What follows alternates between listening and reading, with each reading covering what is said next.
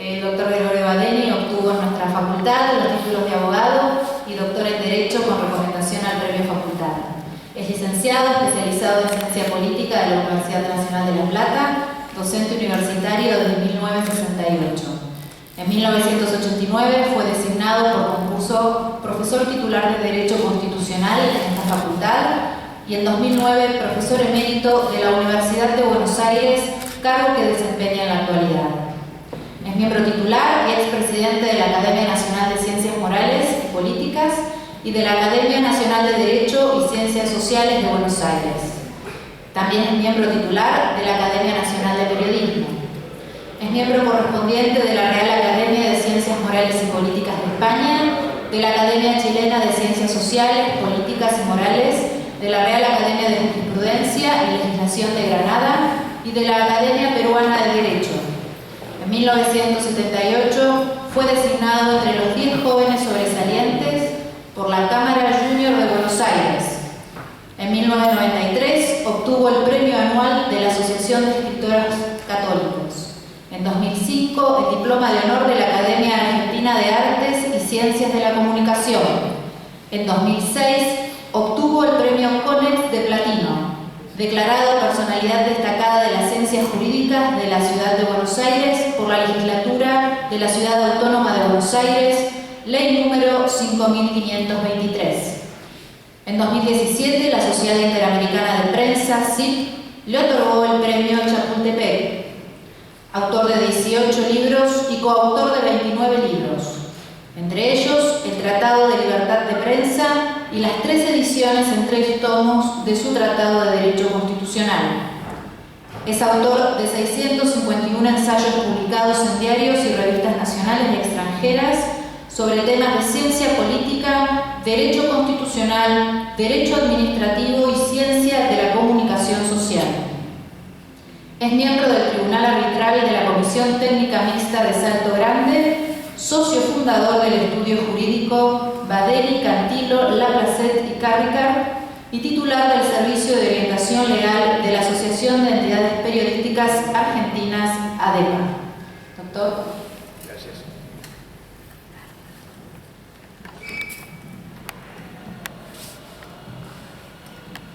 Para comenzar, creo que lo que corresponde es expresar nuestras sinceras felicitaciones al doctor Onigro, a la doctora Suárez, por el tiempo, la dedicación y la eficacia que han puesto de manifiesto al organizar esta jornada. En segundo lugar, si bien estamos celebrando los 25 años de la última reforma, que esperamos por muchos años siga siendo la última, de la última reforma de nuestra Constitución Nacional de 1852-60, también entiendo que es implícitamente un homenaje en esta oportunidad que le estamos rindiendo a esa Constitución bajo cuyo amparo jurídico se conformó la Nación Argentina, el Estado argentino. En 1852, en forma parcial. En 1860, en forma definitiva, con la incorporación de la provincia de Buenos Aires. Por eso, en vez de hablar de la Constitución de 1853, preferimos hablar de un proceso constitucional, tal como lo hacían nuestros maestros en esta facultad, de un proceso constitucional entre 1853 y 1860. Durante décadas, también es cierto que esa Constitución Nacional fue objeto de particular respeto y admiración por parte de la dirigencia política y social argentina. El 1 de mayo, día en que fue sancionada la Constitución, si bien no era considerado un feriado, como bien indicó el doctor Onigro en el panel anterior, sí era considerado como una fiesta muy importante y de celebración particular, que luego dejó de ser tal, por supuesto, frente a la importancia que se le asignó al 1 de mayo como fiesta que recuerda los derechos y la condición de trabajadores. Pero lo que sí nos resultó un poco triste a nosotros y a muchos que nos precedieron es que dejó de tener alguna fecha oficial en la cual se celebrara la sanción de esa Constitución Nacional, hasta que hace poco, como bien indicó el doctor Romero, se ha modificado ese temperamento.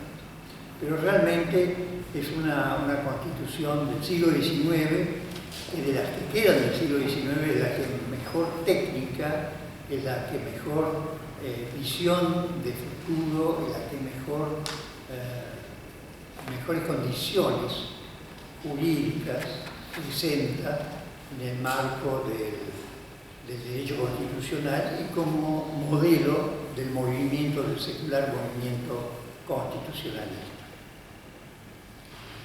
El paulatino deterioro que sufrió nuestra Constitución Nacional también es una realidad, fruto esencialmente del surgimiento en el seno del país de nuevas corrientes políticas provenientes de Europa en la década del 20, en la década del 30, que dejaron de lado ciertos principios que para nuestro movimiento constitucional eran fundamentales y trataron de sustituirlos por otros. Y si no se podían sustituir a través de un debate constitucional, pues había que acudir a los hechos. Y así lamentablemente ocurrió. Y eso por supuesto que generó un desprestigio del texto constitucional, no solamente entre los dirigentes sociales, no solamente entre los dirigentes políticos, sino también, lo más grave, en la ciudadanía en general, que dejó de interesarse paulatinamente sobre qué significa que un pueblo tenga una constitución basada sobre los valores del movimiento constitucional. Esa situación nosotros la vimos hasta llegar al extremo de tolerar una reforma constitucional hecha por un gobierno de facto en 1972. Nunca había ocurrido en el país. ¿Se había violado la Constitución? Sí, se le había otorgado una interpretación capciosa, sí, pero nunca se había avalado por las fuerzas políticas una reforma hecha por un gobierno militar, como aconteció en 1972, texto constitucional sobre la base del cual se desarrollaron los actos electorales del año siguiente. Eso demuestra también la pérdida de valor que había ido sufriendo nuestra Constitución. Grandes juristas, muchos de ellos profesores en esta casa de estudio, yo recuerdo que cada uno de ellos elaboraba un proyecto de nueva Constitución, porque ya se hablaba de la sustitución de la Constitución, no solamente de su reforma.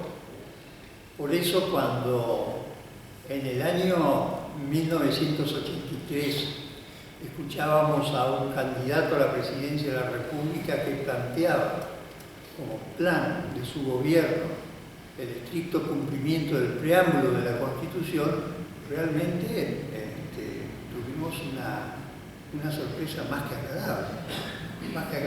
Lástima que todo terminó en el preámbulo, que no se siguió adelante.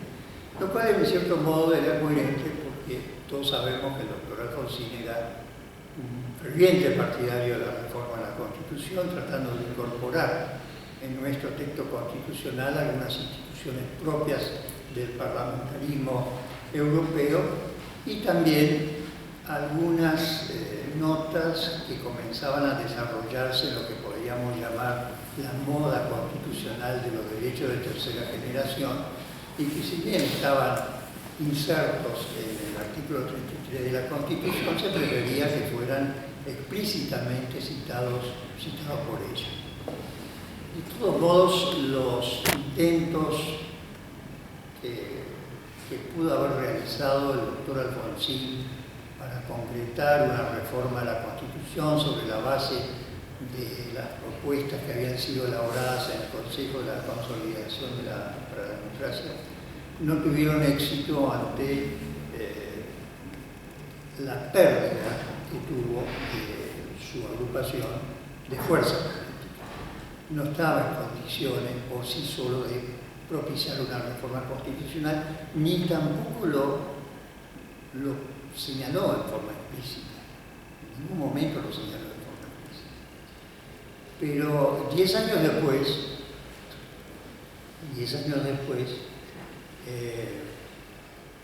en 1993, nuevamente surgió con fuerza en el seno de la actividad política la conveniencia o la necesidad de realizar una reforma constitucional. Durante esos 10 años, por lo menos en el ámbito académico, los debates sobre si era necesaria o no una reforma constitucional no tuvieron mayor significación, no tuvieron mayor envergadura.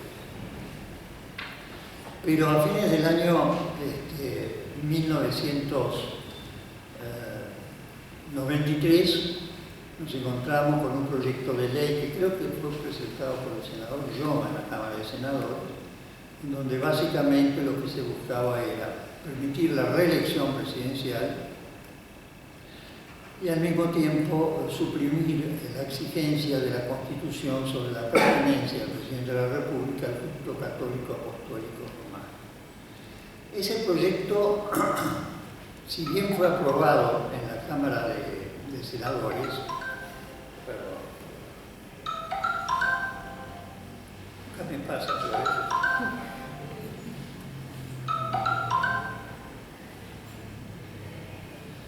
Ese proyecto, que llegó a ser aprobado en la Cámara de Senadores, no tuvo mayor desarrollo en la Cámara de Diputados, porque en el ínterin se había celebrado el Pacto de Olivos. El Pacto de Olivos, todos sabemos que fue un acuerdo concertado entre las dos fuerzas políticas más importantes del país en ese momento, el radicalismo y el peronismo, que llegaron a un acuerdo que facilitaba efectivamente la concreción de la reforma.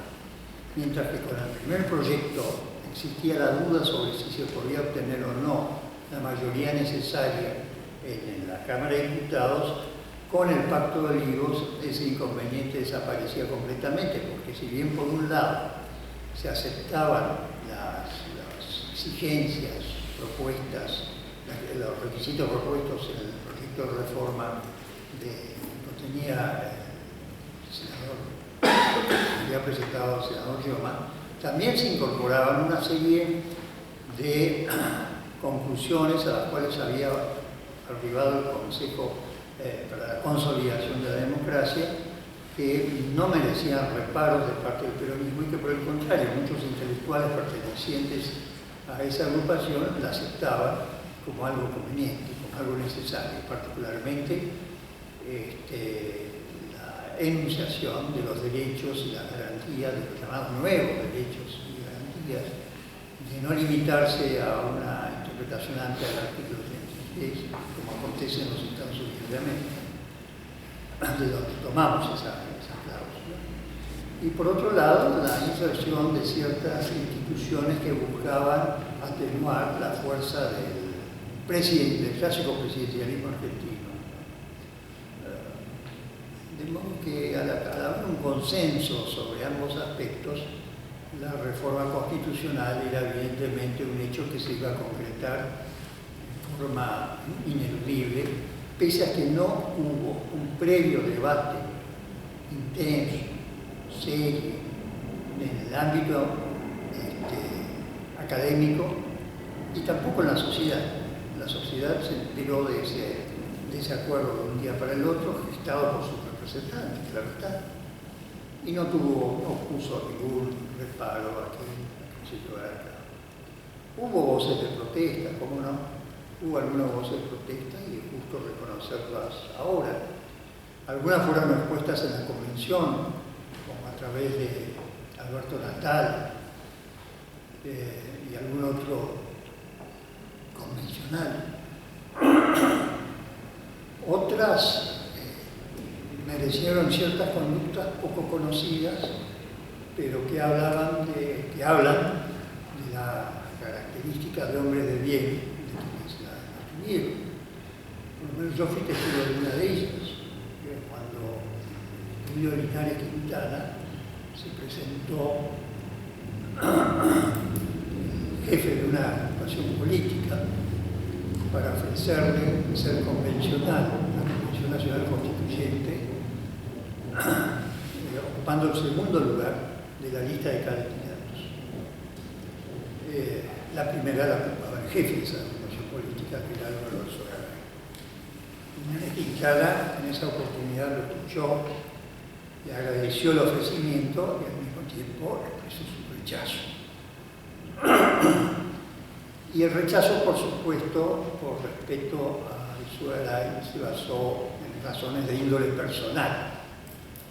Pero en el fondo la razón del rechazo residía en que el autor de esa conducta consideraba que ya se había concretado la reforma a la Constitución mediante el Pacto de Olivos. El Pacto de Olivos había sido, en cierto modo, el fruto de la soberbia de la dirigencia política, que no consultó previamente a los ciudadanos, sino que se consideró como gestor del pensamiento de ellos, y que en modo alguno podía poner sobre la mesa de una eventual convención su apellido, avalando un acto que ya estaba definido.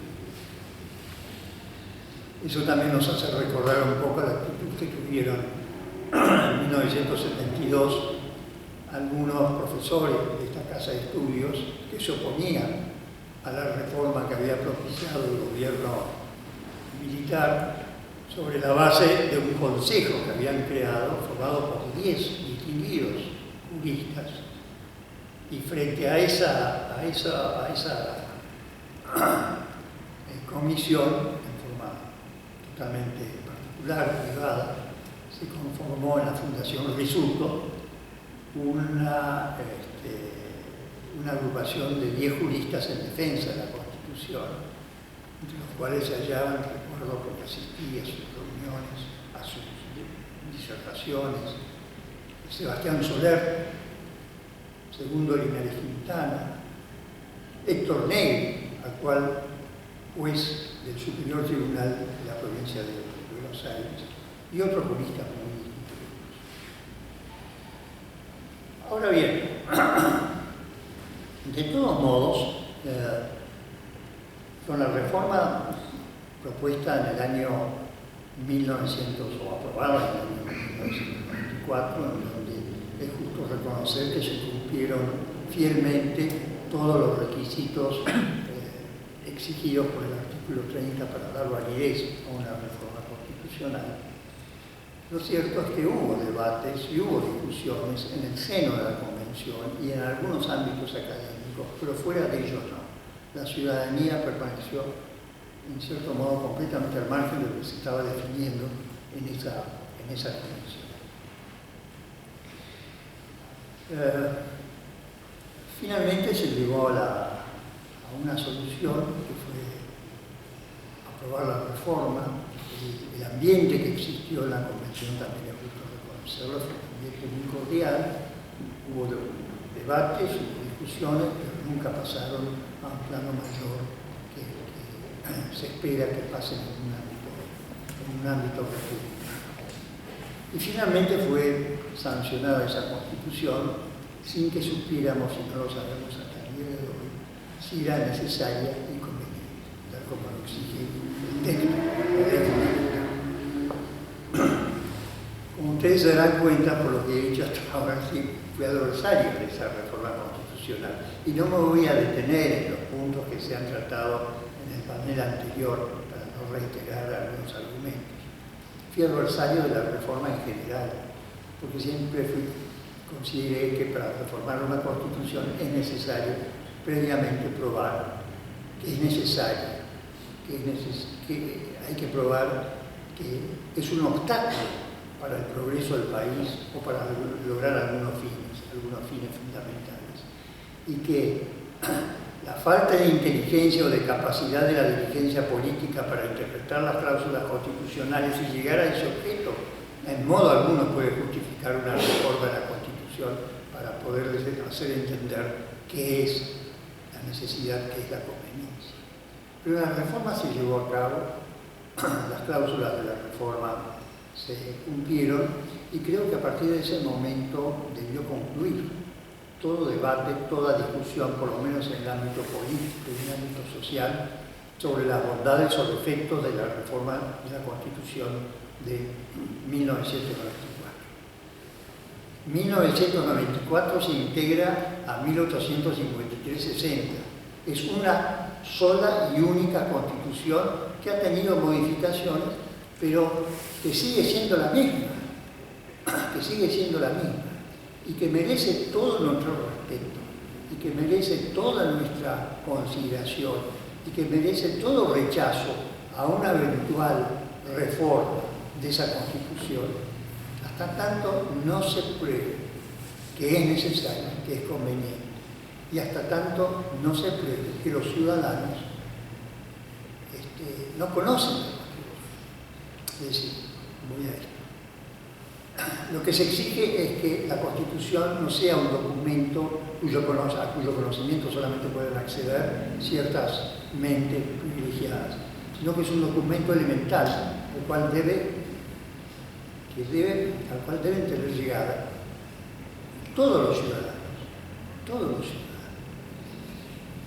Lamentablemente vemos que no es así, no fue ni es así, pero eso no significa que debamos propiciar la reforma de la Constitución de 1994. Y sí, en cambio, exigir que la interpretación del texto constitucional responda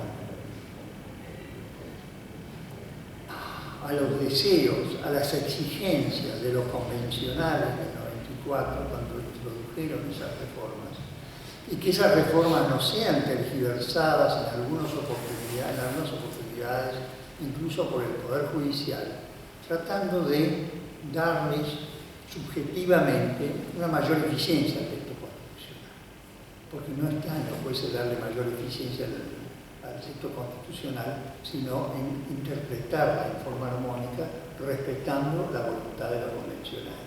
Me estoy refiriendo, entre otros temas, al artículo 75, inciso 22 de la Constitución, y a la particular jerarquía que algunos jueces le están asignando hace años a los tratados internacionales de derechos humanos, y hasta las convenciones, hasta los fallos de la Corte y de la Corte Interamericana de Derechos Humanos. Es por eso que opté por no referirme a los aspectos puntuales de la reforma en 1994, y solamente señalar que hace 25 años la Constitución tuvo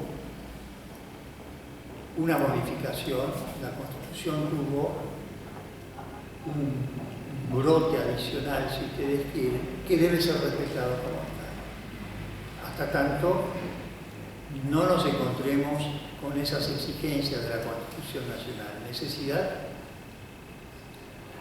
y conveniencia, con esas exigencias de la Constitución Nacional que difícilmente se puedan presentar durante periodos de crisis, con exigencias constitucionales que requieren la consolidación del sistema constitucional, ver cómo funciona realmente en la práctica para luego poder percibir eventualmente cuáles son sus vicios, cuáles son sus defectos y privar a la Constitución de esos. De modo que, al margen de los 25 años de la Convención de 1994, creo que con este acto le estamos rindiendo, reitero, un homenaje a nuestra Constitución Nacional y, por supuesto, por añadidura, a los reformistas del 94 y a la reforma. Gracias.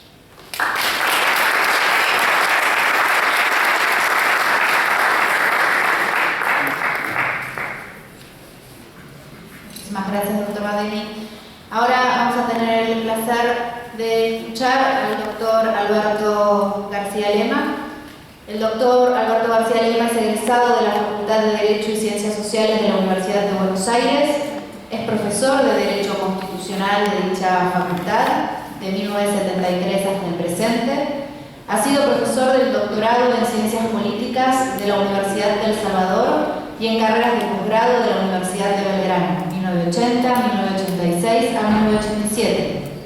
Ha sido profesor en instituciones de Derecho Público en Ciencias Económicas, 1977 a 1980. Ha publicado libros de su autoría o en colaboración con otros autores, más de 100 artículos en revistas especializadas y diarios dentro del país y en el extranjero sobre diversos temas de derecho público, 4 tomos con sus dictámenes como Procurador del Tesoro de la Nación.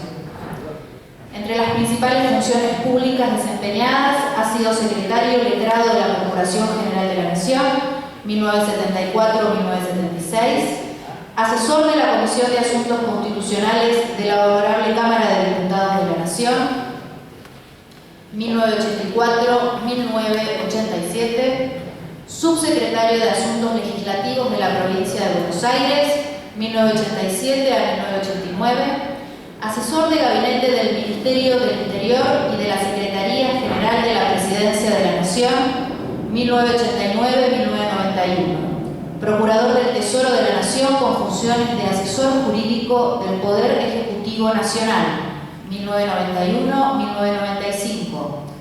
Miembro de la Comisión Justicialista Radical Redactora de los acuerdos previos a la reforma de la Constitución, 1993. Convencional Nacional Constituyente, integrante de las comisiones redactora y de coincidencias básicas, 1994. Secretario de Coordinación de Gabinete de la Jefatura de Gabinete de Ministros, 1995-1996. Director del Centro de Estudios Constitucionales y Políticos del Ministerio de Justicia, 1996. Miembro de diversas asociaciones y fundaciones y del Consejo Directivo de la Asociación Argentina de Derecho Constitucional desde 1998. Expositor en numerosas conferencias y congresos en el país y en el extranjero en diversos años. Estados Unidos, España, Italia, Chile, Brasil, Venezuela, entre otros. Como invitado por el Gobierno de Estados Unidos, 1993 y 1996. Como panelista en la Universidad de Yale, 1990. Con el International Law Institute, Georgetown University, 1993. Con el Centro de Estudios Constitucionales de Madrid, 1995. Con la Escuela de Ciencias Políticas de la Universidad de Pisa, 1998.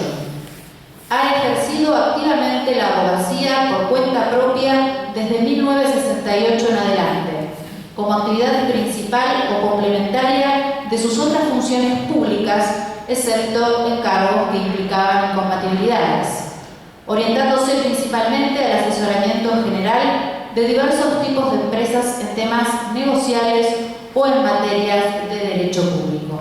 Doctor, cuando quiera. Muchas gracias por esta invitación que nos ha hecho llegar el doctor Badeni para hacer una reflexión sobre las luces y sombras de la reforma de 1994 y agradezco la presencia de todos ustedes, ante todo de todos los miembros de este panel y por supuesto de todos ustedes, de tener la posibilidad de hacer un muy rápido panorama sobre esas luces y sombras. A mí me tocó hacer una experiencia que voy a sintetizar muy rápidamente. Es decir, cuando el Consejo para la Consolidación de la Democracia, creada por el presidente Alfonsín, planteó la propuesta de hacer una reforma constitucional y le encomendó a ese Consejo proyectarla, y conocidos los dos dictámenes que dieron origen a la propuesta en 1986-87,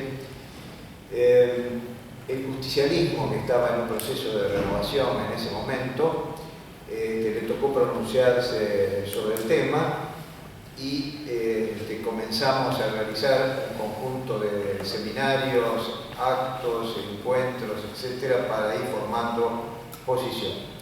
Como resultado de esos encuentros y la posición del justicialismo renovador, creo que se hizo un aporte muy importante a ese diálogo que se comenzaba con el gobierno presidido por Alfonsín, en el sentido de dejar de lado definitivamente toda pretensión de volver a la Constitución de 1949, que era una Constitución netamente justicialista, pero que había sido aprobada por cuestiones, la sanción de la Convención Constituyente por la ley declarativa que tenía objeciones formales y luego por digamos, la absoluta hegemonía del justicialismo en ese momento. Entonces, el justicialismo renovador hizo una primera concesión muy importante, que fue que todo el debate sobre la reforma estuviese centrado en la Constitución de 1853-60 con sus reformas constitucionales.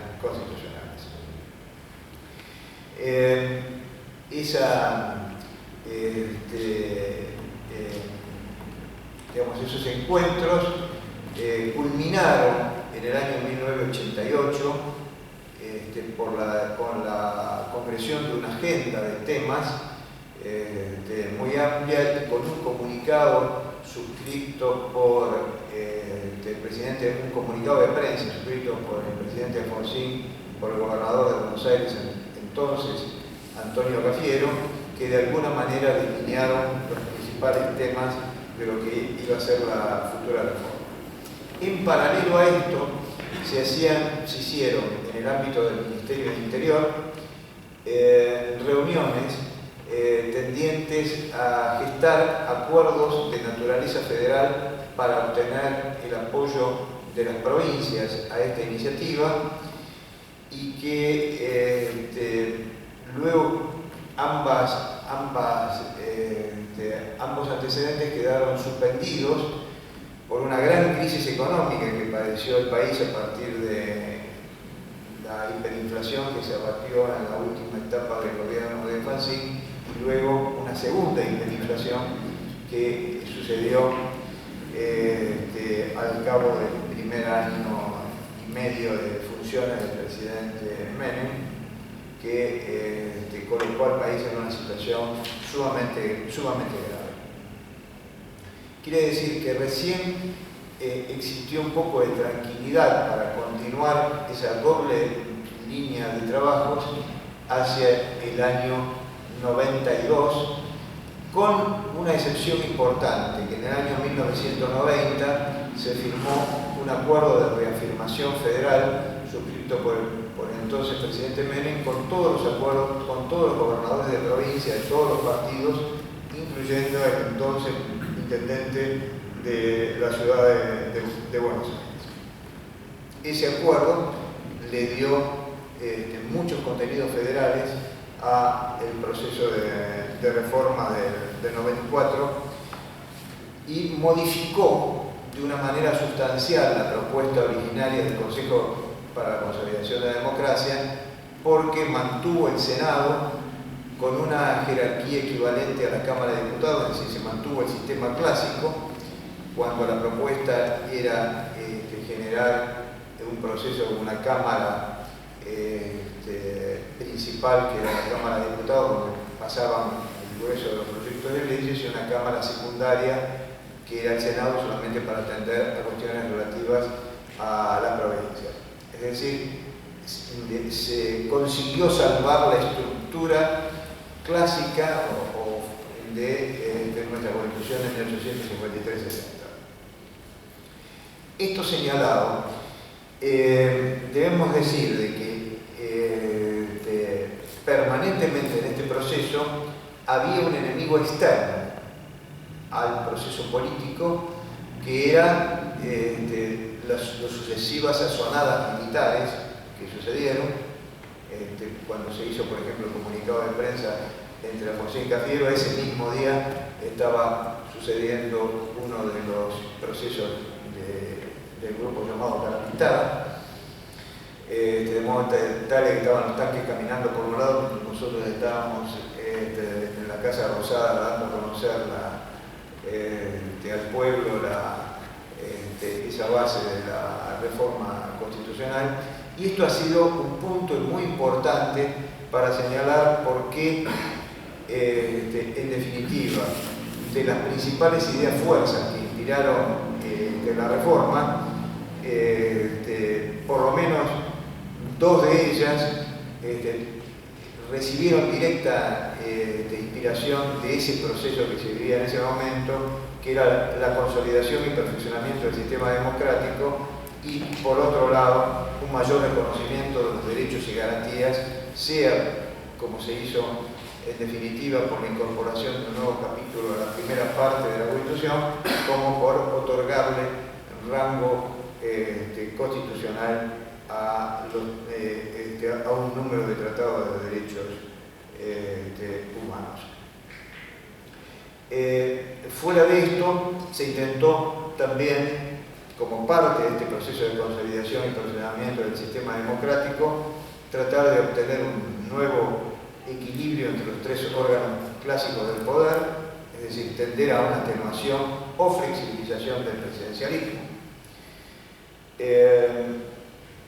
Cuestión a la que ha hecho referencia, por lo que he visto recién hace unos minutos atrás, el doctor Eduardo Menem, pero que se podría conversar más a fondo con respecto a las modalidades de esta atenuación del presidencialismo, que ofrece, a mi juicio, variantes de acuerdo a las circunstancias históricas en donde deben aplicarse, y dos aspectos que son también consecuencia de lo que he señalado, pero que tienen base económica importante, que es la promoción de la integración latinoamericana y el fortalecimiento del régimen federal. Haciendo un rápido balance de esas luces y sombras, es decir, por un lado, es claro de que hay un balance positivo porque hubo 25 años sin interrupción del sistema constitucional por golpes militares o gobiernos de facto. Quiere decir que la Constitución ha ayudado de alguna manera, por sus principios y por las normas que establece el artículo 36, a estabilizar un sistema político en buena medida. En cambio, hay un dudoso equilibrio entre los tres órganos clásicos del poder del Estado, en donde la idea de la supresión del presidencialismo para reemplazarla por la atenuación del presidencialismo ha tenido una suerte variable de acuerdo a los gobiernos posteriores. Ha habido un escaso avance en la integración latinoamericana, porque si bien hoy es un valor común la idea de la integración latinoamericana, no hay instituciones acordes a esa propuesta. Es decir, nuestra Constitución está preparada para llegar a una comprensión similar a la de la Comunidad Europea, cosa que no ha sucedido y estamos lejos de esto. Los derechos humanos han cobrado una gran extensión en la legislación y jurisprudencia de la Corte, y han existido mejoras en el régimen federal sin transformar a las provincias y municipios en agentes del desarrollo económico y social. Me voy a referir ahora a algunas de las sombras y desafíos que tenemos en este momento presente. Hoy día mismo, como consecuencia de las elecciones, de las PASO del día de ayer, la primera cuestión que creo que corresponde plantearnos es si las PASO son o no constitucionales. Mi opinión es que no las son, porque afectan directamente la gobernabilidad del sistema. Cuando los constituyentes establecieron un plazo de 60 días para celebrar la primera elección digamos, para la elección de presidente y vicepresidente, con 30 días para el caso de una situación que originara la doble vuelta, tendía principalmente a la gobernabilidad. Es decir, teníamos presente de las dificultades que había tenido el gobierno de Alfonsín para terminar de su mandato frente a una crisis económica grave, y justamente queríamos evitar de que esto volviera a suceder. La existencia de las PASO mediante una elección obligatoria que viene a transformarse en una especie de primera vuelta de la primera vuelta, es decir, una pre-primera vuelta, a mi juicio altera esta previsión constitucional que tiende a la gobernabilidad del sistema. Y por lo tanto, me extraña que a través de los años los partidos políticos no hayan llevado un caso que haya llegado hasta la Corte Suprema y que le hubiera permitido pronunciarse si las PASO eran o no constitucionales, y las dificultades que podemos estar viviendo a partir de este momento sobre la gobernabilidad del sistema se deben a una ley posterior a la reforma que ha violentado su espíritu, que me olvidé de decir de que la base del espíritu es lograr un consenso, la posibilidad de acuerdos, de diálogos entre las distintas fuerzas políticas y la posibilidad de generar políticas de Estado. La otra cuestión es que, como se ha señalado, ha habido muchas falencias en la afirmación de un régimen federal que responda a las necesidades de un desarrollo económico con justicia social, como lo define el artículo 75, inciso 19 de la Constitución, que trató de amalgamar la idea alberdiana clásica del progreso, y se mantiene incólume la vieja cláusula del progreso del artículo 67, inciso 16 de la Constitución clásica, y ahora 75, inciso 18, con un nuevo ideario que se agrega como complemento en el inciso 19. Esa cláusula del nuevo progreso está a su vez, digamos, reflejada en parte del capítulo segundo de la primera parte de la Constitución, como en la relativa a las autoridades de provincia. Es muy importante porque ante los desafíos de la globalización, que ya se tenían en cuenta en el año 94, pero bueno,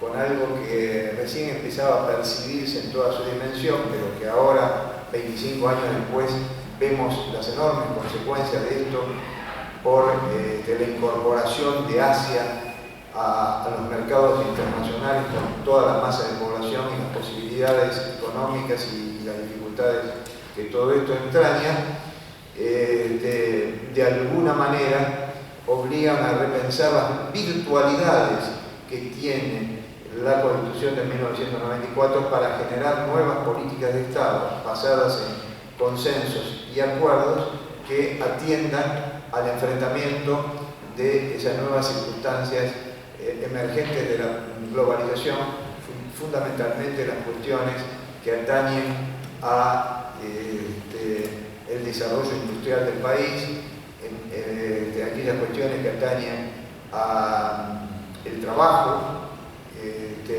a la incorporación de las tecnologías. En fin, basta leer el 75, inciso 19 para ver todos los elementos que tenemos en nuestras manos para poder afrontar estas circunstancias y esta llamada grieta cultural, económica y social, que en definitiva, en buena medida, es producto de la necesidad de adaptar el país a nuevas circunstancias históricas y creo que lo podemos hacer sin necesidad de una nueva reforma constitucional, sino explotando en todas sus posibilidades lo que allí está planteado. Entonces, sin duda tenemos un conjunto de sombras en la Convención, en la Constitución, porque muchas instituciones quedaron de alguna manera inconclusas. Los acuerdos fueron el límite de los desacuerdos, pero bueno, el Congreso y los poderes políticos y la Corte Suprema tienen muchas posibilidades de avanzar sobre ese programa que se gestó en el 94. Hago en estos momentos difíciles del país una nueva digamos, reiteración de este espíritu de consenso y de diálogo que fue la esencia de una constitución como la 94, que fue aprobada y jurada por unanimidad por todas las fuerzas políticas allí representadas. Muchas gracias.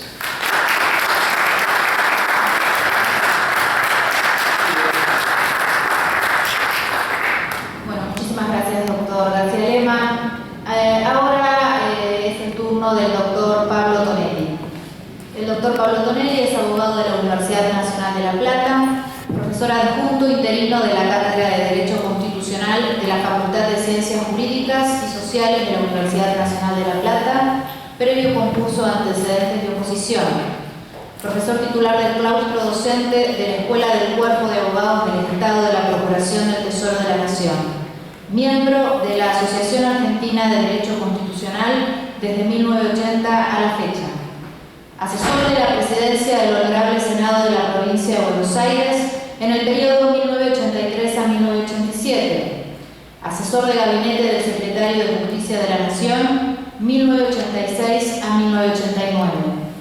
Coordinador de la Comisión para el Estudio de la Reforma Parcial de la Constitución Nacional de la Secretaría de Justicia de la Nación 1987.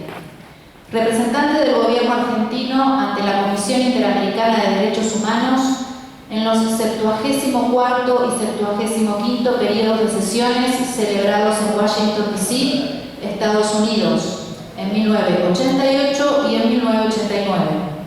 Subsecretario de Justicia de la Nación, 1989.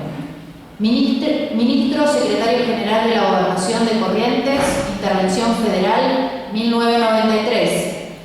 Diputado Nacional por la Provincia de Buenos Aires en el periodo 2005 a 2009. Procurador General de la Ciudad Autónoma de Buenos Aires, 2007 a 2009. Diputado Nacional por la Ciudad Autónoma de Buenos Aires en los periodos 2011 a 2015 y 2015 a 2019. Presidente de la Comisión de Asuntos Constitucionales de la Cámara de Diputados de la Nación desde el 2016 hasta la actualidad. Integrante del Consejo de la Magistratura del Poder Judicial de la Nación a partir del 15 de febrero del 2016 y hasta la actualidad. Autor de numerosos trabajos y publicaciones especializados en temas de derecho público. Expositor en gran número de congresos, seminarios y jornadas nacionales e internacionales. Doctor. Muchas gracias. Gracias sobre todo a los organizadores de esta jornada por la invitación. Es realmente un gusto y un honor participar, sobre todo con tan distinguidos colegas en el panel. En general, cuando se habla de la reforma constitucional de 1994, suelen omitirse las circunstancias que la generaron y que la rodearon, cosa que afortunadamente hoy no ha ocurrido y ha habido bastantes referencias a esas circunstancias que ya hoy en día podemos calificar de históricas, dado que han transcurrido 25 años. Yo quiero volver sobre esas circunstancias. También permite evaluar las luces y las sombras de la reforma a la luz de los objetivos que en aquel momento se tuvieron en cuenta. Es cierto, efectivamente, como se ha dicho, que desde 1983, con la recuperación de la democracia, inmediatamente se empezó a hablar de la conveniencia o la necesidad de reformar la Constitución Nacional. No solo porque los dirigentes de aquella época creían sinceramente en la necesidad y en la conveniencia de la reforma, sino porque también inclusive hubo una cierta moda y una cierta ola reformista que también se concretó en la mayoría de las constituciones provinciales. Pero lo cierto es que la reforma nunca se terminaba de concretar. Creo yo, entre otras cosas, por ciertos recelos entre los dos partidos mayoritarios de aquellos años, el Partido Justicialista y el Partido Radical, y sobre todo porque había un posiblemente justificado temor a que la convocatoria a una asamblea constituyente podía derivar en cualquier reforma incontrolada y hasta disparatada. Hasta que llega 1993 y determinadas circunstancias políticas permiten la efectiva realización de la reforma. Esas circunstancias políticas, sin la menor duda, fueron la altísima popularidad de la que gozaba en ese momento el presidente Menem. Merced a un gobierno que había logrado estabilizar la economía, había tranquilizado la República y gozaba de una altísima popularidad que le permitía con toda legitimidad pensar en la posibilidad de una reelección. Pero para llegar a una reelección no había más remedio que reformar la Constitución, porque recuerden ustedes que nuestra Constitución histórica preveía un mandato presidencial de 6 años sin posibilidad de reelección. Y a esa aspiración del presidente Menem se le sumó coincidencia para lograr la reforma la posición personal del expresidente Alfonsín y un poco más general del Partido Radical. El expresidente Alfonsín estaba deseoso y convencido de la necesidad de llevar, persuadido, hubiera dicho él, de la necesidad de llevar a la práctica aquellas reformas que se habían propuesto en los años anteriores, como lo recibió Alberto García Lima, y particularmente las que habían surgido de los dictámenes del Consejo para la Consolidación de la Democracia. Y tengo para mí también que el deseo de recuperar cierto protagonismo político no estaba ausente de la cabeza del querido Alfonsín.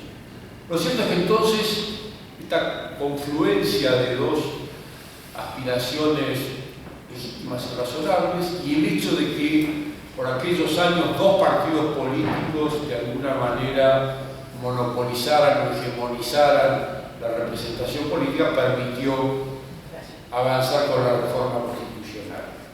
Se celebró el Pacto de Olivos y se sancionó la ley declarativa de la necesidad de la reforma, que curiosamente fue sancionada el 29 de diciembre, fecha bastante rara para que el Congreso trabaje y sesione y todos los diputados y senadores estén en Buenos Aires.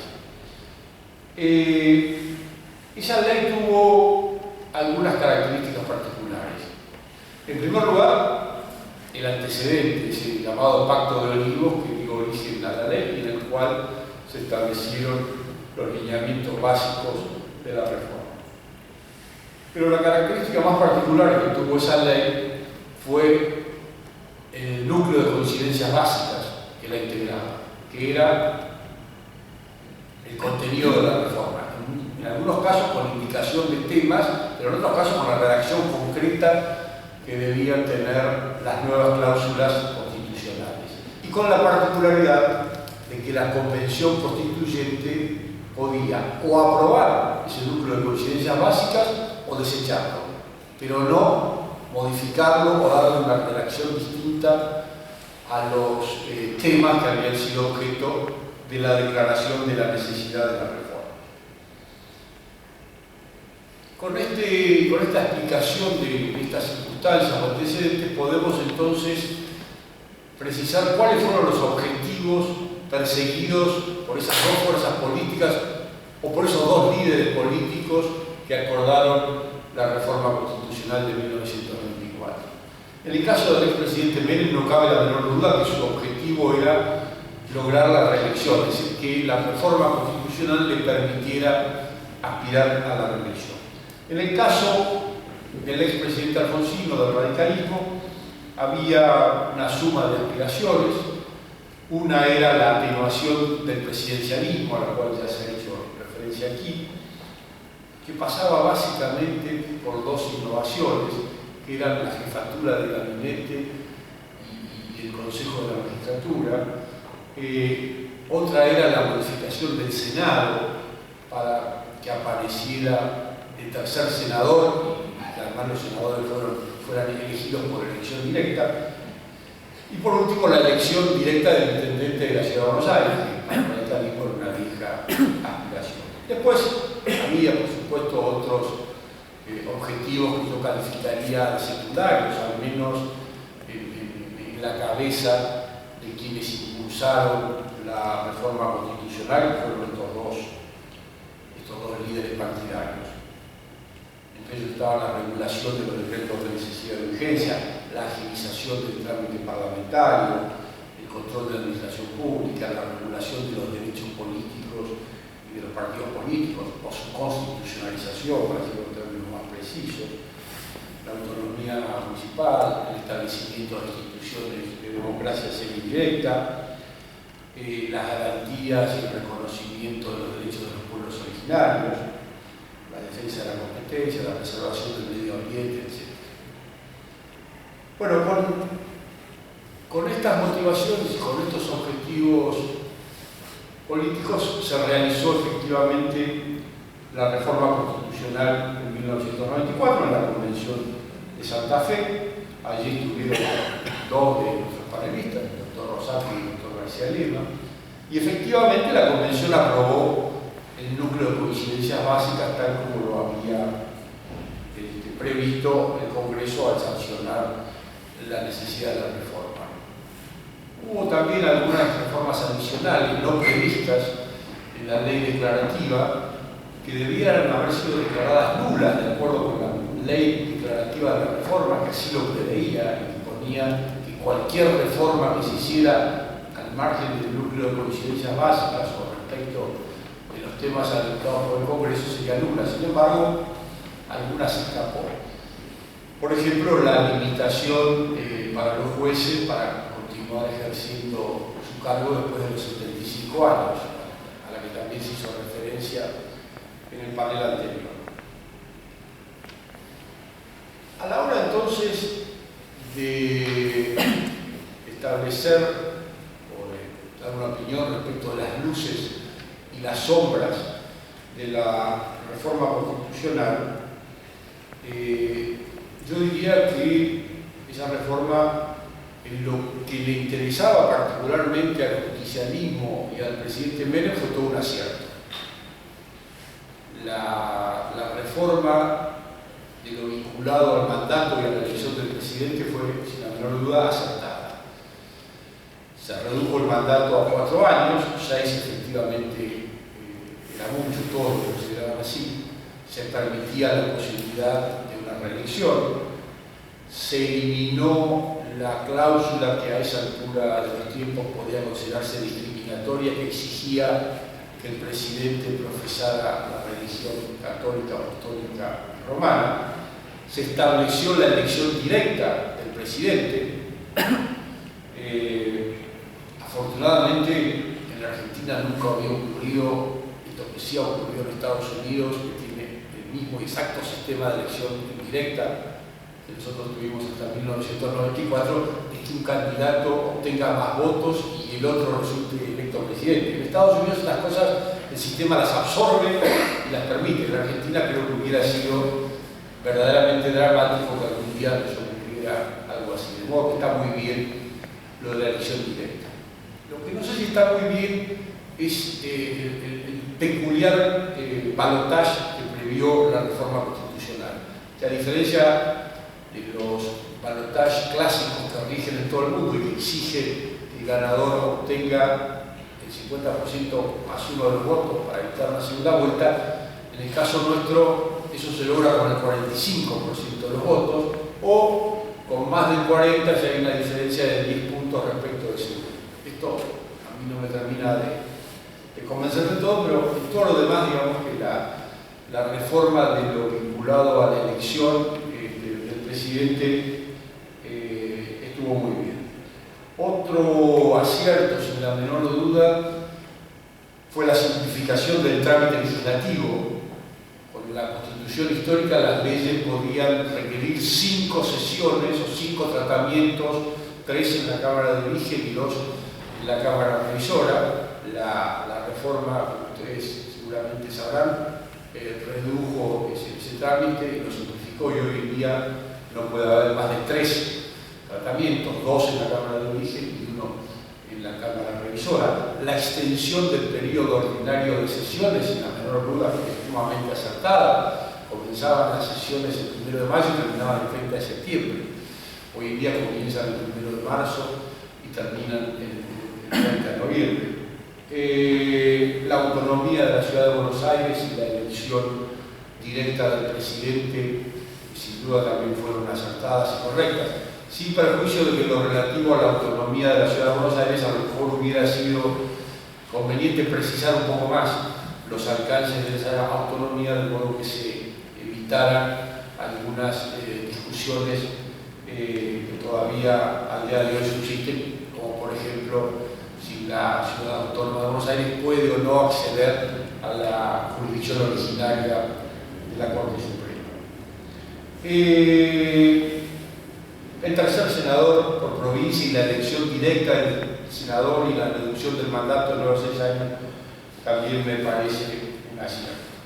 Ahora, la verdad es que en todo lo que debería haber sido la atenuación del sistema presidencialista, desde mi punto de vista, la reforma no contribuyó a atenuar ese presidencialismo o, dicho más rotundamente, fracaso.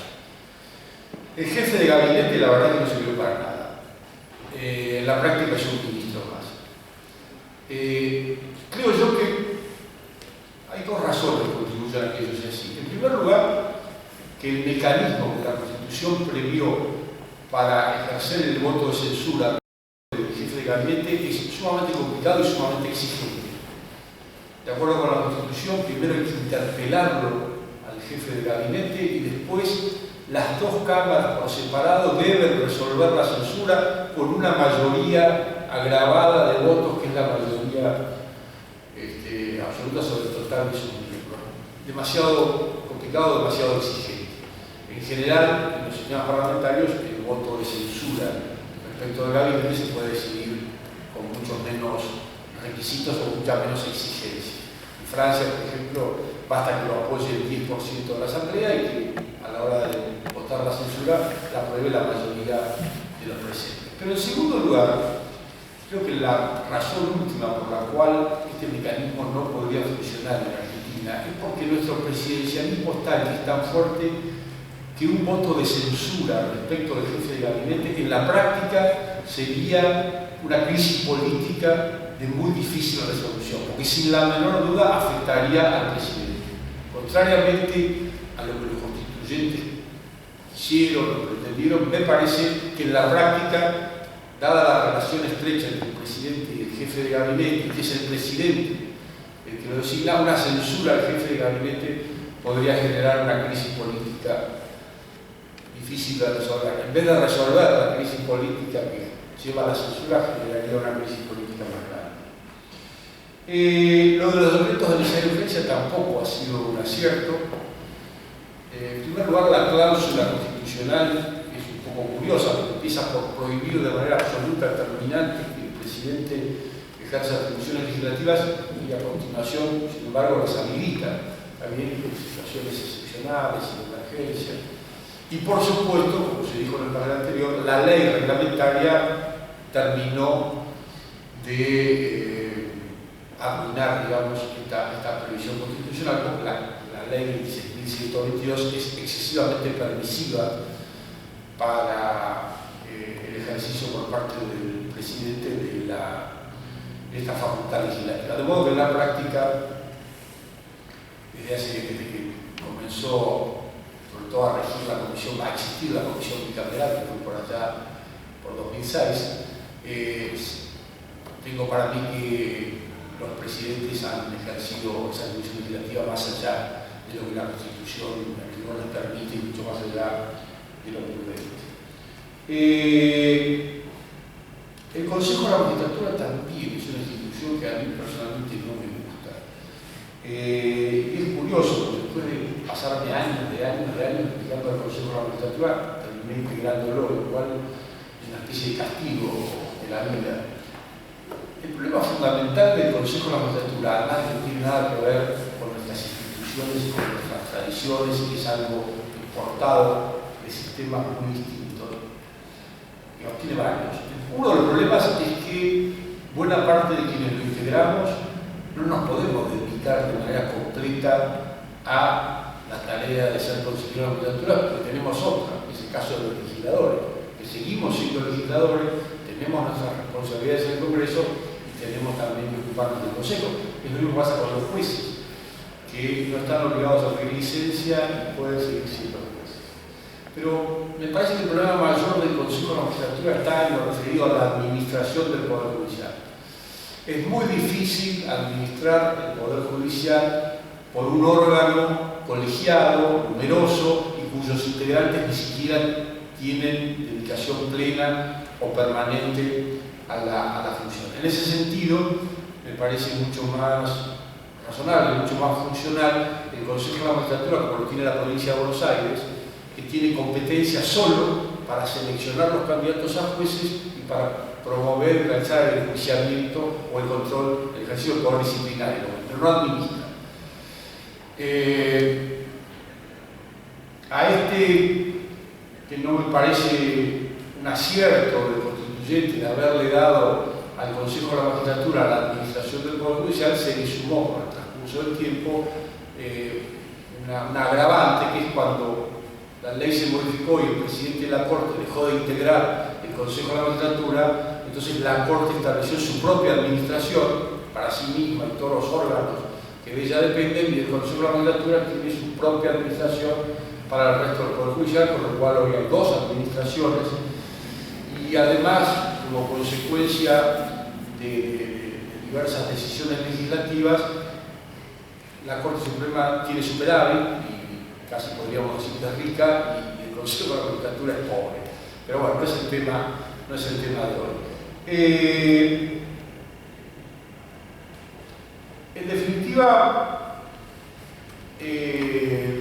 el balance respecto de la reforma tiene efectivamente luces y sombras.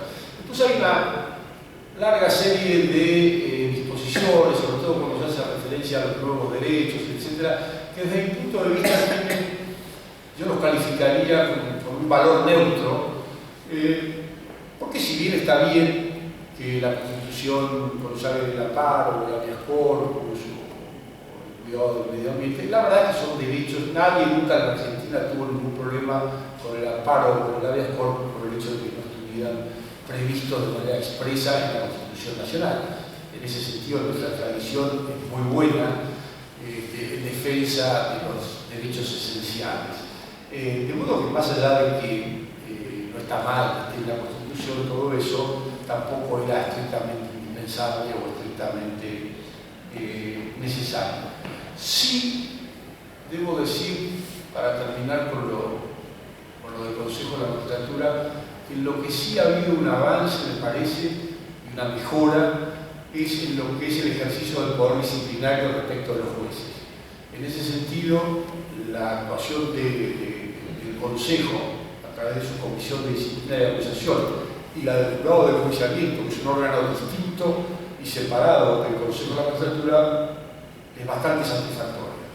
En ese sentido, ha sido mucho más activo el Consejo y el Jurado de Enjuiciamiento de lo que había sido el Congreso en todos los años en los que el mecanismo fue el del juicio político previsto en la Constitución Nacional. Lo que realmente complica la tarea del Consejo de la Magistratura es el tema de la administración.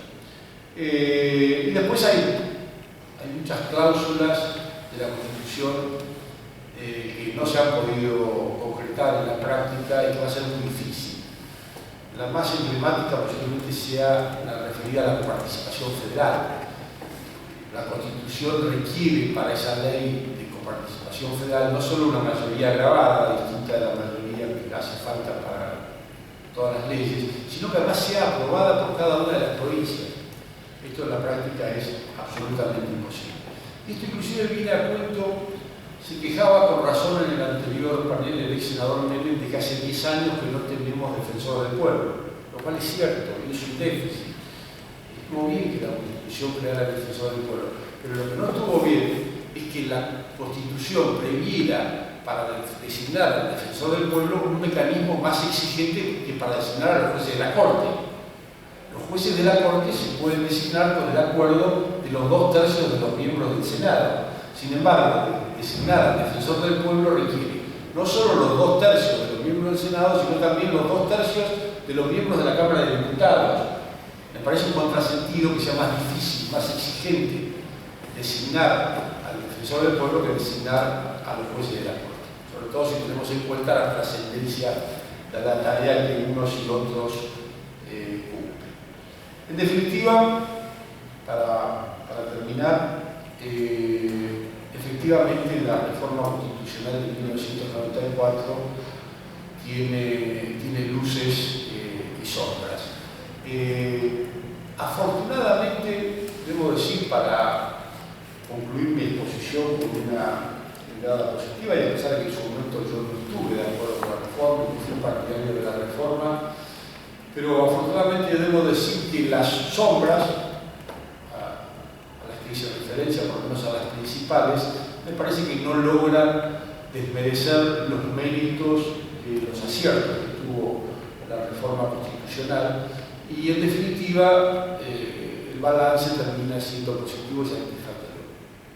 Podría haber sido más satisfactorio, sin la menor duda, pero también podría haber sido mucho más negativo. Creo que en ese sentido los aciertos que tuvo esa reforma la justifican y por eso la han hecho perdonable. Muchas gracias.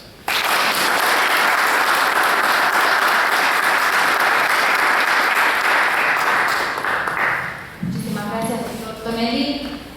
Ahora, finalmente, para las palabras del cierre, tenemos el honor de contar con la presencia del señor juez de la Corte Suprema de Justicia de la Nación, doctor Horacio Rosati.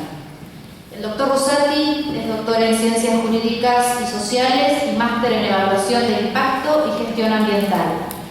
Más de 30 libros publicados, docente de grado y de posgrado. Fue decano de la Facultad de Derecho de la Universidad Católica de Santa Fe en el periodo 1999 a 2002 y director del doctorado en Ciencias Jurídicas de la Universidad Católica de Santa Fe, periodo 2012 al 2016. Presidente de la Asociación Argentina de Derecho Constitucional en el periodo 2013 a 2017.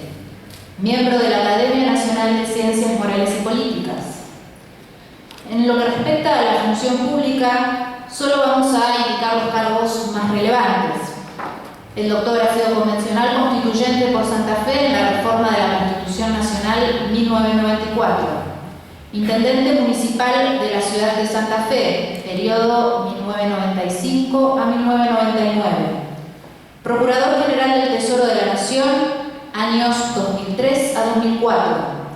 Ministro de Justicia y Derechos Humanos de la Nación, años 2004 a 2005. Actualmente, como lo dijimos, es juez de la Corte Suprema de Justicia de la Nación desde el 2016. Dentro de los múltiples premios recibidos se destacan: Primer Premio Nacional de Derecho y Ciencias Políticas, otorgado por la Secretaría de Cultura de la Nación por su obra Tratado de Derecho Municipal. Premio a la Mejor Obra Jurídica 2010-2011, otorgado por la Academia Nacional de Derecho y Ciencias Sociales de Buenos Aires por su obra Tratado de Derecho Constitucional. Y Premio CONEX de Platino, año 2016, por periodo 2006 a 2015 en Derecho Constitucional.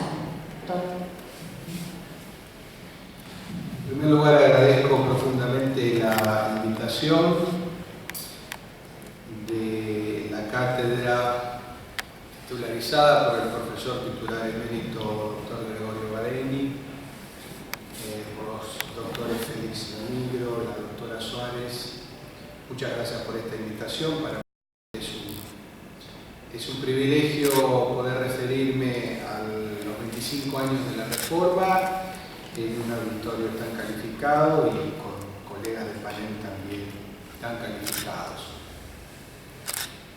Hablar último tiene sus perjuicios y tiene sus beneficios. Yo voy a tomar los beneficios que me han dejado las intervenciones de quienes me precedieron en el uso de la palabra.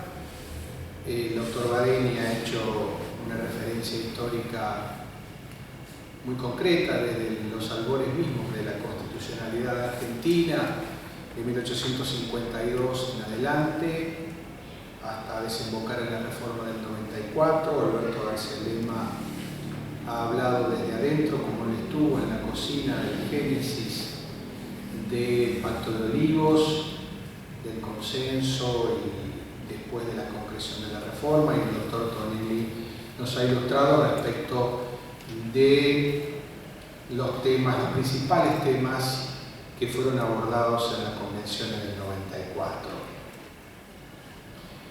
A mí me tocó, suelo decir, como diría Borges, por una suma de males entendidos, ser presidente primero del bloque mayoritario.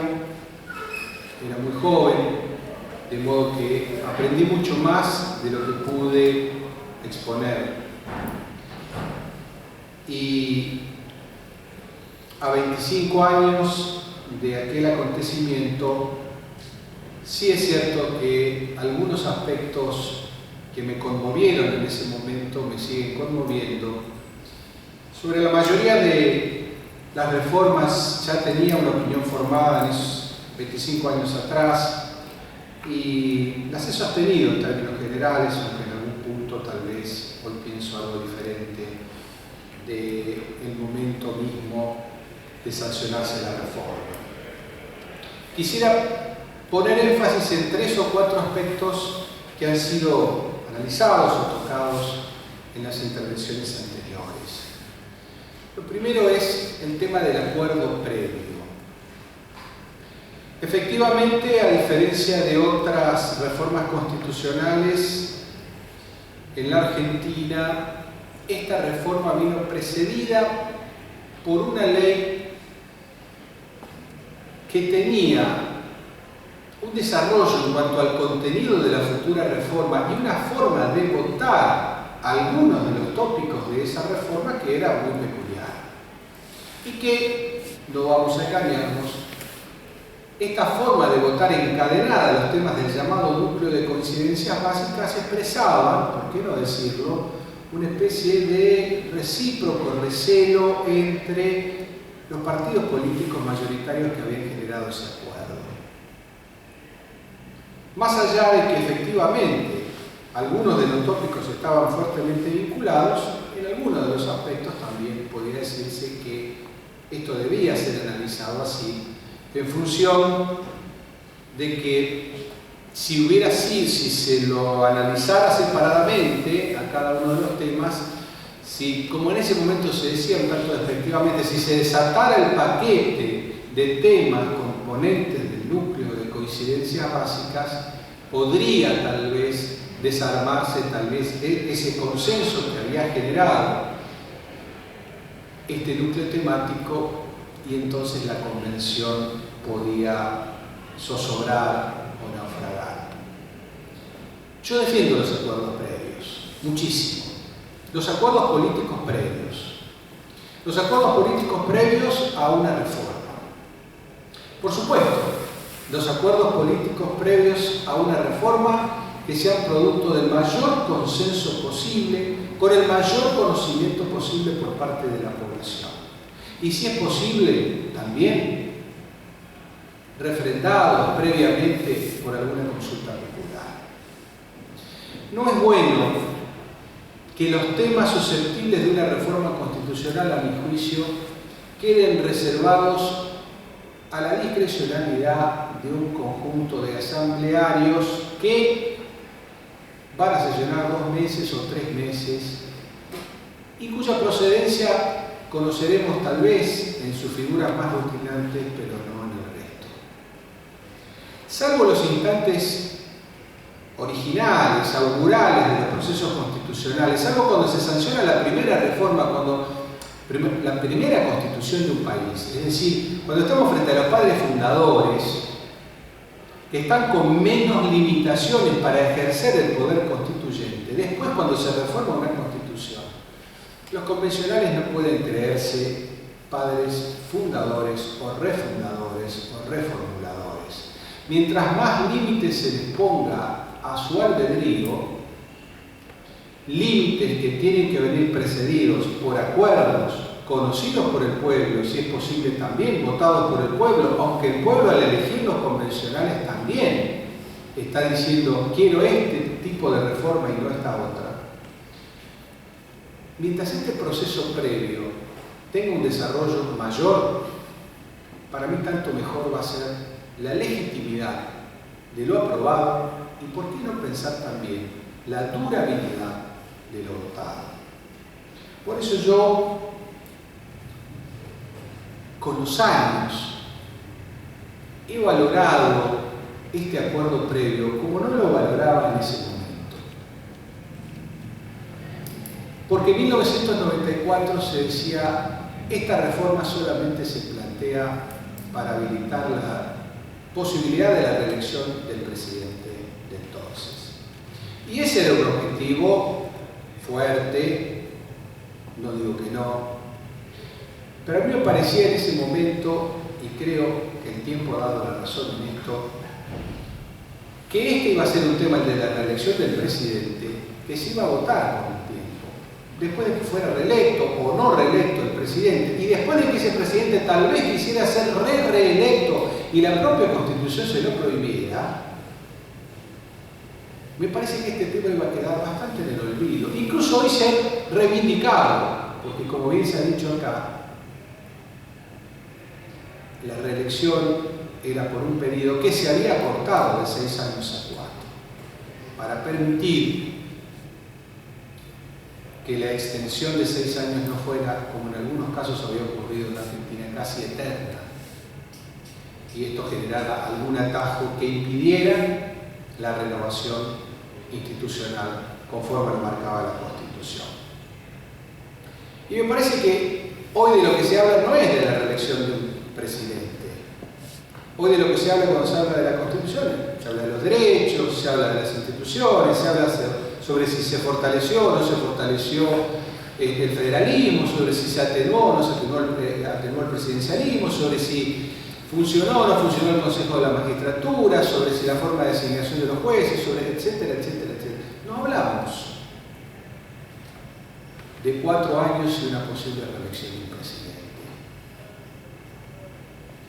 La perspectiva histórica hace que ese sea un tema hoy que pasa dentro de los temas que además son asumidos por la mayoría de los países en el mundo casi de la misma manera que en Argentina.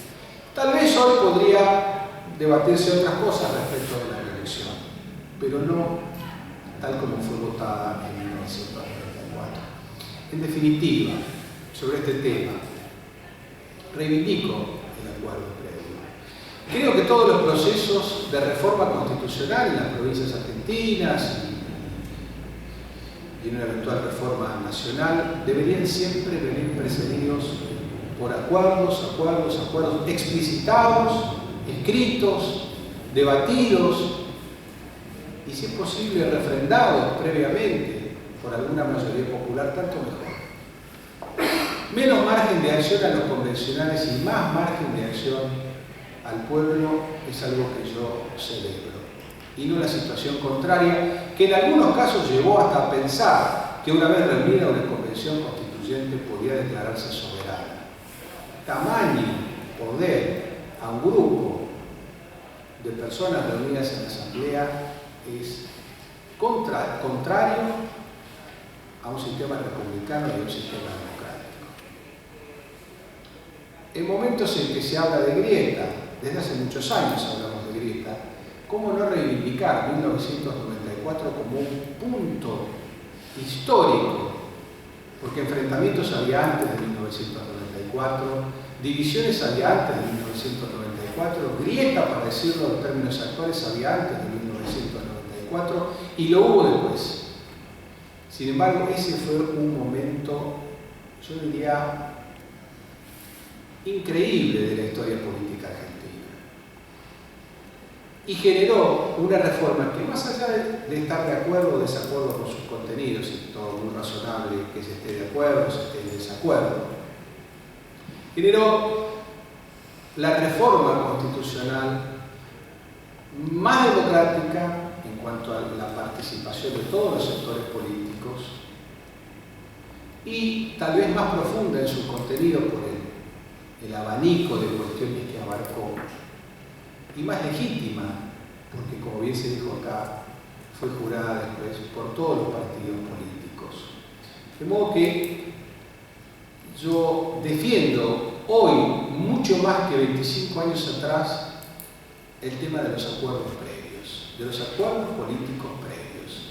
Y veo el acuerdo político no algo pecaminoso, algo de lo que no se puede hablar, sino, por supuesto, en la medida que sean publicitados, divulgados en sus contenidos, veo un mecanismo normal de funcionamiento democrático, una muestra de salud democrática. Respecto de los contenidos, hay muchos contenidos, como ustedes saben, reformados, algunos integrados en el núcleo de coincidencias básicas, otros no. Me gustaría hablar de todos, no puedo hablar de todos, voy a hablar de uno o de dos, nada más, o de tres, si me alcanza el tiempo. El primero es la inserción del jefe de gabinete de ministros como estrategia para atenuar el presidencialismo argentino. Y aquí tuve la enorme fortuna de conversar este tema con el expresidente Alfonsín, que fue una figura extremadamente relevante de la Convención de 1994, y percibir cuál era la idea de Alfonsín, yo creo que de todo el bloque radical, respecto de qué rol debía cumplir el jefe de gabinete de ministros en la atenuación del presidencialismo. Y claramente, su idea era que el jefe de gabinete de ministros debía ubicarse como si tuviéramos una línea horizontal entre el presidente de la Nación, titular del Ejecutivo, y el Congreso de la Nación. Una figura intermedia, mucho más parecida a los jefes de gabinete de los sistemas parlamentarios. De forma tal, sí, en la percepción de Alfonsín, sí, frente a una crisis política, la renuncia del jefe de gabinete pudiera o podría oxigenar el sistema político, porque el presidente se mantendría cambiando el jefe de gabinete. Por supuesto que la forma de designación del jefe de gabinete para Alfonsín debía ser distinta que la que después fue votada para lograr este cometido. El justicialismo tenía otra idea. Ubicaba al jefe de gabinete también en un punto intermedio, pero de carácter vertical, entre el presidente de la Nación y el resto de los ministros del Poder Ejecutivo. Era un ministro coordinador, un primus inter pares. La atenuación no venía por el lado de restar poder político al presidente, sino actividad administrativa. Es decir, jefe de gabinete entre presidente y Congreso, un esquema, jefe de gabinete intermedio entre el presidente y el resto de los ministros. En un caso, cierto reparto del poder político, en otro, cierta descentralización de la administración. Se votó lo que se votó, porque evidentemente, digamos, ahí había una mayoría, había un consenso, y surgió este jefe de gabinete, que bueno, en el mejor de los casos era un primus inter pares y un ministro coordinador. Está claro que frente a una turbulencia política, la renuncia del jefe de gabinete o su destitución no oxigenaría, no cambiaría demasiado, me parece a mí, las cosas en términos institucionales. No voy a hacer nombres propios. Hay jefes de gabinete cuyo nombre no recordamos. Hay jefes de gabinete cuyo nombre recordamos. Hay presidentes que nos parecieron más fuertes que otros. En ningún caso, si ustedes hacen un ejercicio de la memoria, el presidente que podemos haber entendido como más débil en términos políticos de todos, con un jefe de gabinete el más fuerte que haya habido, en ningún caso la renuncia del jefe de gabinete hubiera servido para sostener un gobierno si la crisis era profunda. Y yo creo que no hay que tener la expectativa de que el jefe de gabinete de ministros es un jefe de gabinete al estilo de los sistemas neoparlamentarios, ni digamos parlamentarios. Sí hay que tener una expectativa más moderada, más modesta, que a veces se ha cumplido en la historia política argentina en los últimos 25 años, a veces no. De un jefe de gabinete que sea primus inter pares. En muchos de estos 25 años, recordemos, el primus inter pares era el ministro de Economía, no el jefe de gabinete. Y eso no habla de un defecto de la reforma, o no solo de un defecto de la reforma en todo caso, sino también de nuestra cultura política. Hay otro tema que me parece interesante señalar. Lo he señalado en algunas otras ocasiones, he tenido ocasión de hacerlo también en algún fallo de la Corte, que es, para no hablar de las instituciones y solamente y hablar también algo de los derechos, que es cómo debemos interpretar el inciso 22 del artículo 75 de la Constitución. Es decir, de qué forma se integran los tratados internacionales en el contexto del orden jurídico nacional. Recordemos para esto dos cosas. Primero, la Convención Constituyente no podía reformar ninguno de los primeros 35 artículos, con lo cual no se podía tocar el artículo 31, el que establece la Ley Suprema de la Nación. Se incidió directamente en el 31 a partir del inciso 22 del artículo 75. Pero el 31 quedó como quedó.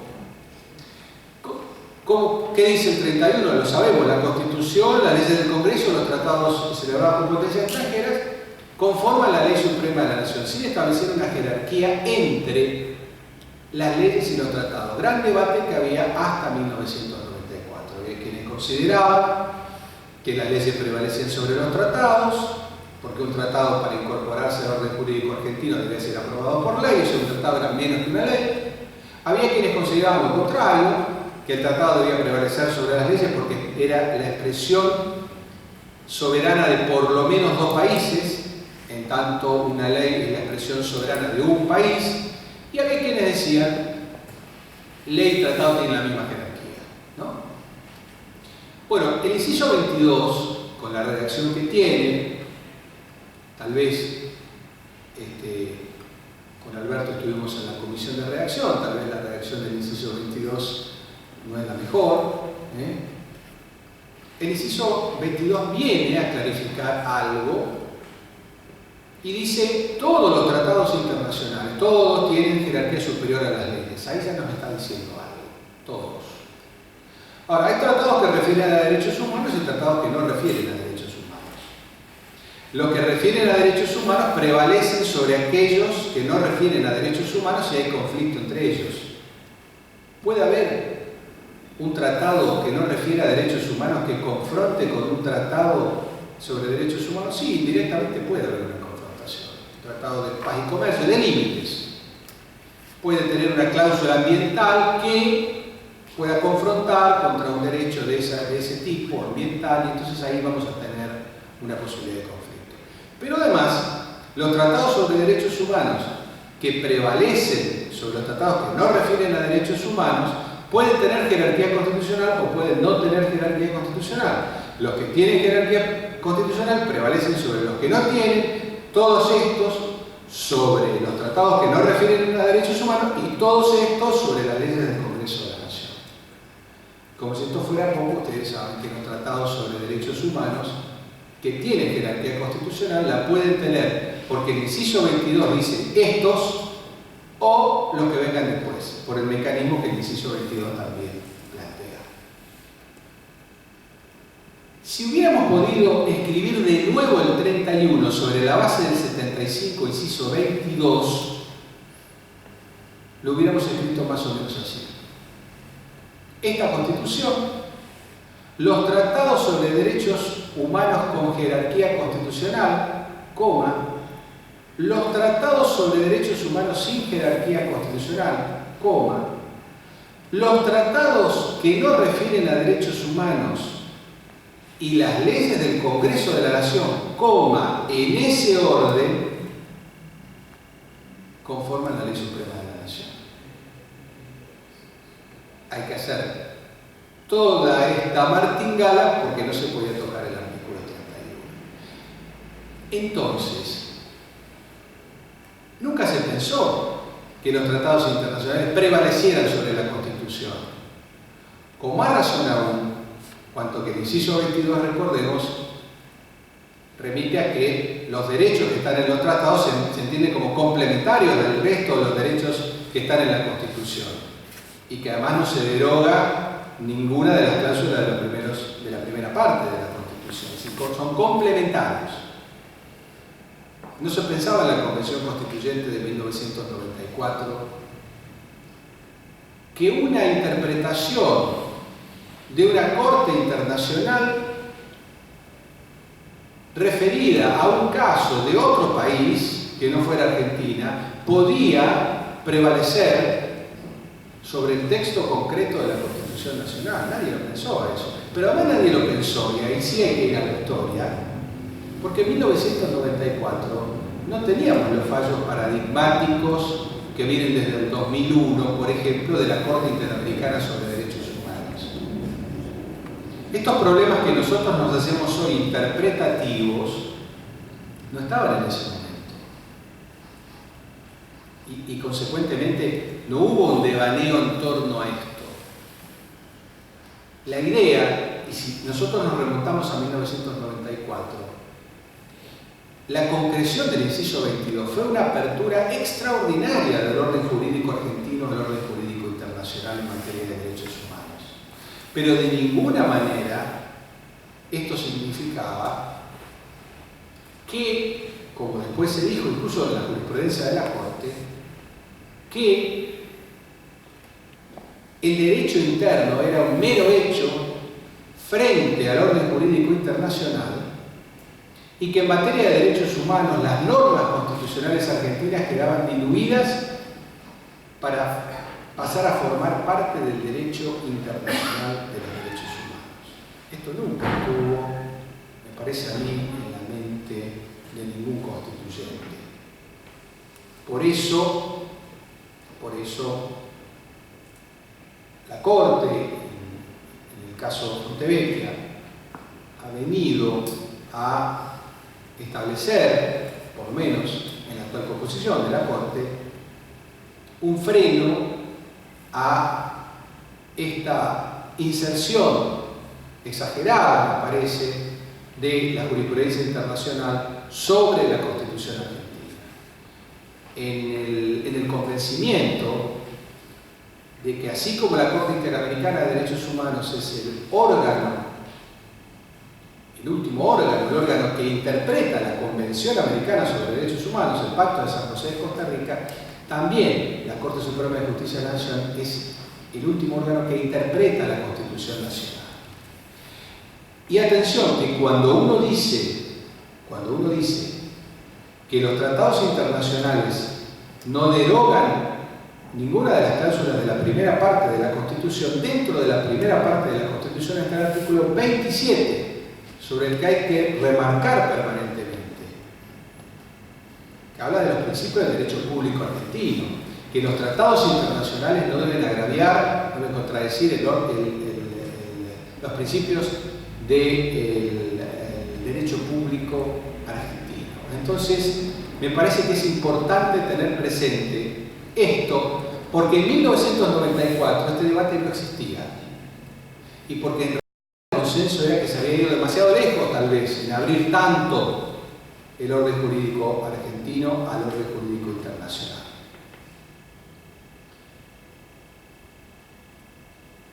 Para no excederme del tiempo,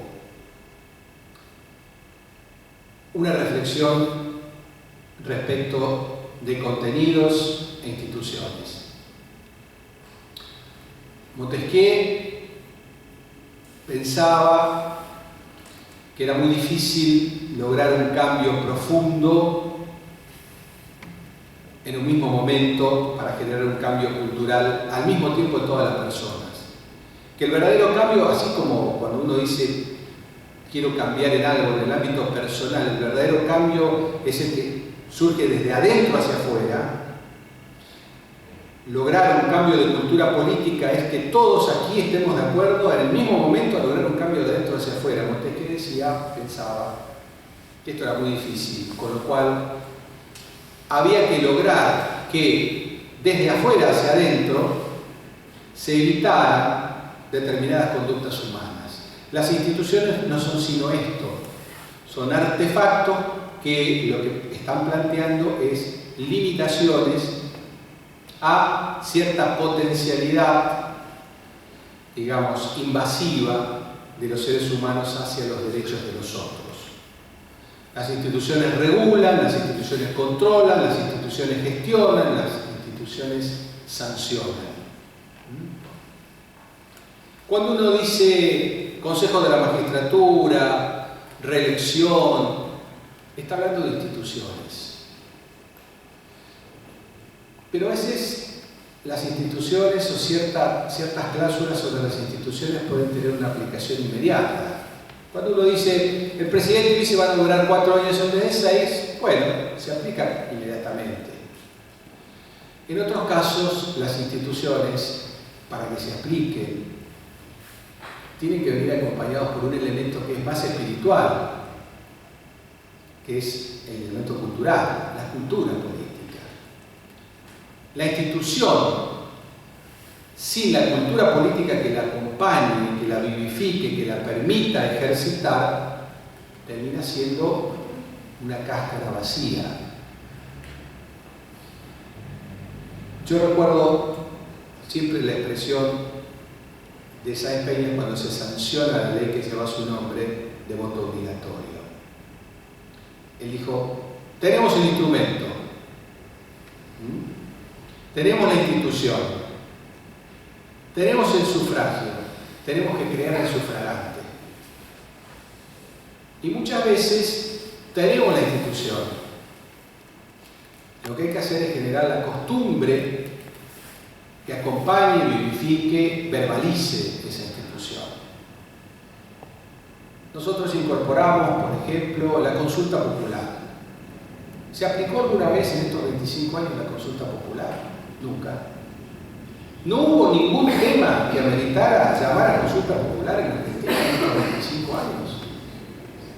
Estoy viendo que todos hacen que sí, que hubo temas. La institución está. La cultura política no está. Y entonces yo creo que una reforma puede hacer algunas cosas, algunas bien, otras más o menos, otras mal seguramente, pero con eso solo no alcanza, con la letra no alcanza. Lo importante es también lo otro. Para lo cual, quienes estamos en la función pública y quienes tienen una responsabilidad desde las organizaciones no gubernamentales, desde la actividad privada organizada, tienen una responsabilidad para motorizar la cultura del ejercicio de las instituciones. Y en esto creo que tenemos una coincidencia aquí en el panel general, por lo menos de lo que he escuchado. La cultura política permite llevar adelante lo que previamente ha estado en el papel. Y hay una costumbre muy argentina de cambiar el papel para que la realidad cambie. Entonces, en este caso, en vez de reformar lo no cumplido, hay mucho de no cumplido en estos 25 años de la reforma, en vez de reformar lo no cumplido, Lo que deberíamos hacer previamente es cumplir con lo reformado. Muchas gracias.